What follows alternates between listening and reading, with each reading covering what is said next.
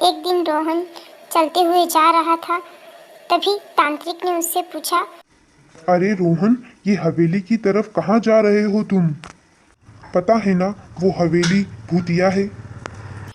यह सुनकर रोहन कहता है कि मैं हवेली की तरफ, बहुत बड़ा ग्राउंड है, वहाँ खेलने जा रहा हूँ। यह सुनकर तांत्रिक कहता है, क्या तुम्हें पता नहीं वो हवेली भूतिया है? वहाँ कोई नहीं जाता। तुम जाकर गाँव में खेलो, वहाँ कोई नहीं जाता है।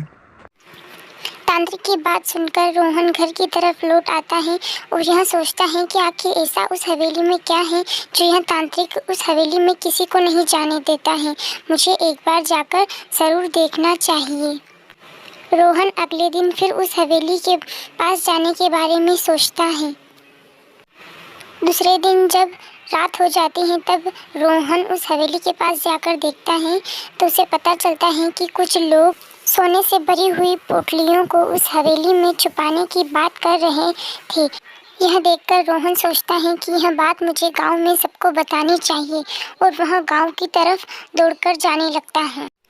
गांव में जाकर रोहन सबको कहता है कि उस हवेली में कुछ लोग सोने से भरी हुई पोटलियों को छुपाने की बात कर रहे हैं। उस हवेली में कोई भूत नहीं रहता है। वह गांव वालों से कहता है, आप एक बार चलकर देखिए, वहाँ कुछ लोग सोने से भरी हुई पोटलियों को हवेली के बाहर लेकर खड़े थे और उन्हें अंदर छुपाने की बात कर रहे थे।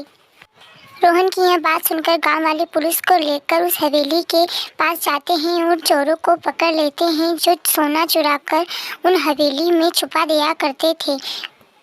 उन चोरों से पुलिस को यह भी पता चलता है कि वह तांत्रिक भी उन्हीं लोगों के साथ मिला हुआ था जो किसी को भी उस हवेली के पास नहीं जाने देता था, ताकि किसी को इस हवेली में सोना छुपा हुआ है इस बारे में पता ना चले।